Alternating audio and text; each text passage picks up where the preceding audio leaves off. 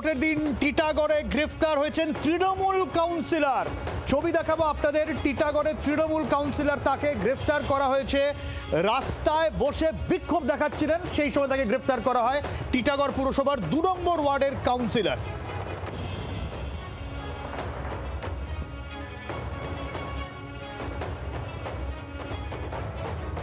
ঠিক কেন গ্রেফতার করা হলো কাউন্সিলরকে একটু জানি বরুণের কাছ থেকে। বরুণ, দেখো, এখনো পর্যন্ত যেটুকু পুলিশ তরফ থেকে জানানো হচ্ছে যে তাকে সে 2 নম্বর ওয়ার্ডে সে গঙ্গার ধারে একটি বুথ মতো করে তিনি বসেছিলেন, সেইখান দিয়েই তাকে গ্রেপ্তার করা হয়েছে।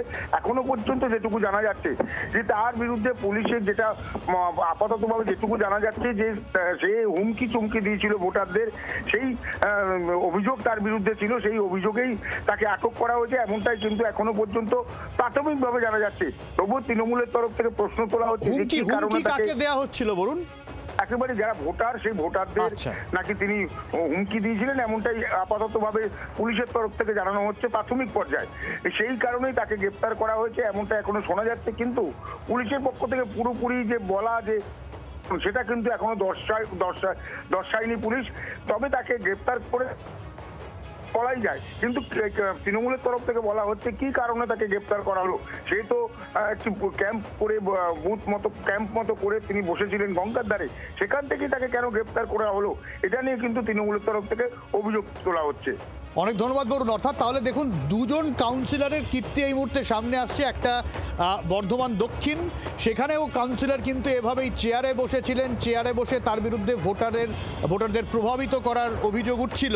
আর এখন যে ছবি আপনাদের দেখাচ্ছি, টিটাগড় পুরসভার 2 নম্বর ওয়ার্ডের কাউন্সিলর, তিনিও এভাবে চেয়ারে বসে ভোটারদের প্রভাবিত করছেন এমনটাই অভিযোগ করছিল।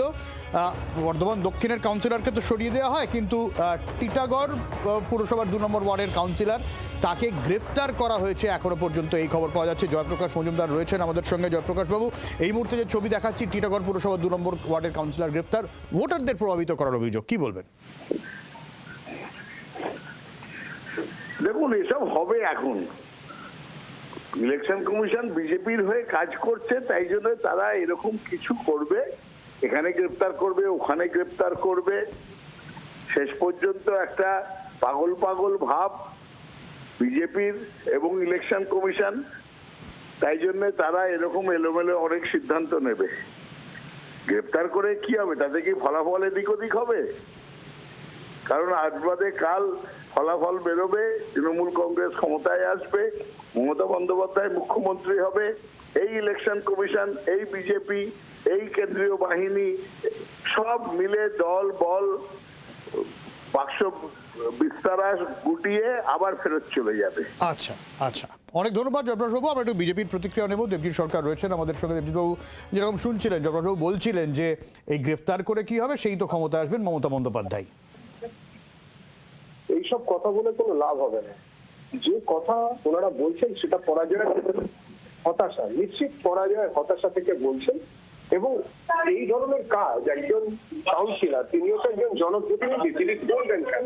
তিনি এই ধরনের কাজ করার হিম্মত পান কোথা থেকে? আসলে তৃণমূল এবং তার আগে বামেরা এই রাজ্যে একটা সংস্কৃতি তৈরি করে দিয়েছিল যে নির্বাচনের দিন বিভিন্ন সময় বিভিন্ন রকম ভাবে সাধারণ ভোটারদের উপর উৎপাত করতে হবে, বিরোধীদের যতটা পারা যায় অসুবিধে করাতে হবে ইত্যাদি, এবং এভাবেই জিততে হবে। তো এর বিপ্রতীতে দাঁড়িয়ে এইবারের ভোট হচ্ছে।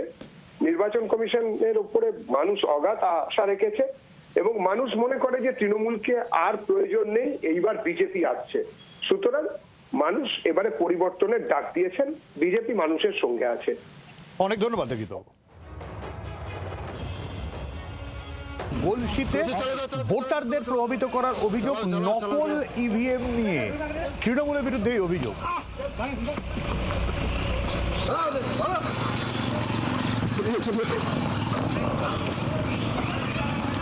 চিত্তরঞ্জনের কাছে যাব। চিত্তরঞ্জন, যে ছবি আসছে, এরপরে কি কেন্দ্রীয় বাহিনী অ্যাকশনে নামে? হ্যাঁ দেখো বলছি বর্ষাগ্রামে যেটা হয়েছে ওখানে যে তৃণমূলের পার্টি অফিস রয়েছে সেই পার্টি অফিসে নকল ইভিএম নিয়ে প্রভাবিত করার চেষ্টা করেছিল ভোটারদের, এবং সেই সময় খবর পায় পুলিশ এবং সেন্ট্রাল বাহিনী সেখানে নিয়ে যায়, কেন্দ্রীয় বাহিনীকে নিয়ে গিয়ে সেখানে পুলিশ কেন্দ্রীয় বাহিনী তাড়া করে এবং তাদেরকে লাঠিচার্জও করে এবং এলাকা ছাড়া করে। তবে এই ঘটনায় দুজনকে আটকও করেছে বলে খবর পাওয়া যায় এবং এই এখন পর্যন্ত এই এলাকা ছাড়া হয়েছে এবং এখন এলাকা বিশাল পরিবেশ হয়েছে। আমি দেখতে পাচ্ছি যে হয়েছিল এই ভোট শান্তিপূর্ণভাবে চলছে তো? ভোট শান্তিপূর্ণভাবে চলছে। এটা হয়েছে বুথ থেকে বেশ কিছুটা দূরে, যেখানে তৃণমূলের পার্টি অফিস, সেই তৃণমূলের পার্টি অফিসের সামনে হয়েছিল। আচ্ছা, অনেক ধন্যবাদ, অনেক ধন্যবাদ। আমডাঙ্গাতেও কিন্তু তাই, জমায়েত হঠাতে পুলিশের তাড়া, বাইক নিয়ে বুথ এলাকায় জমায়েতের অভিযোগ উঠেছিল। এরপরে এই অ্যাকশন মোডে চলে যায় পুলিশ ও র্যাফ।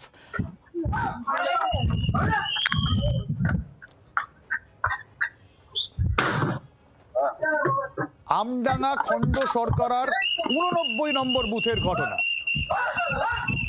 মনোজের কাছ থেকে বিষয়টা জানি। মনোজ, দেখো, আমডাঙ্গার খণ্ড সরকারের 89 নম্বর যে বুথ রয়েছে সেই বুথে কিন্তু একটা অভিযোগ আসছিল যে বেশ কিছু যুবক তারা কিন্তু বাইক নিয়ে জমায়েত করছে এবং সেই সঙ্গে সঙ্গে কিন্তু কেন্দ্রীয় বাহিনী তারা অ্যাকশন মুডে চলে যায় এবং তৎক্ষণাৎ তারা লাঠি উঁচিয়ে তাদের দিকে তেড়ে যায় এবং তাদেরকে ছত্রভঙ্গ করে দেয়। অর্থাৎ যারা সেখানে কিন্তু জমায়েত করছিল তাদেরকে কিন্তু রীতিমতো তাড়া করে, অলিতে গলিতে তাড়া করে তাদেরকে কিন্তু ছত্রভঙ্গ করে দেয়। তবে যেটা নির্বাচন কমিশন থেকে নির্দেশিকা জারি করা হয়েছে যে 100 মিটারের মধ্যে অর্থাৎ লক্ষ্য রেখার মধ্যে কোনো রকম ভাবে কোনো জমায়েত করা যাবে না, সেই নির্দেশিকাই কিন্তু লঙ্ঘন করছিল বলে অভিযোগ। তারা কিন্তু বাইক নিয়ে বেশ কিছু যুবক তারা এক জায়গাতে জটলা পাকাচ্ছিল এবং সেইখানে হঠাৎ করে কেন্দ্রীয় বাহিনী অ্যাকশন মুডে চলে যায় এবং তাদেরকে রীতিমতো লাঠি উঁচিয়ে তাড়া করে ছত্রভঙ্গ করে দেয়। এই ঘটনার জেরে এলাকায় বেশ কিছুক্ষণ পরিস্থিতি উত্তেজিত হলেও কিন্তু পরবর্তীতে পুলিশই প্রক্রিয়া এবং তারা সেটা স্বাভাবিক হয়েছে। অনেক ধন্যবাদ মনোজ। বাংলার আওয়াজ, বাঙালির আবেগ, জি 24 ঘন্টা।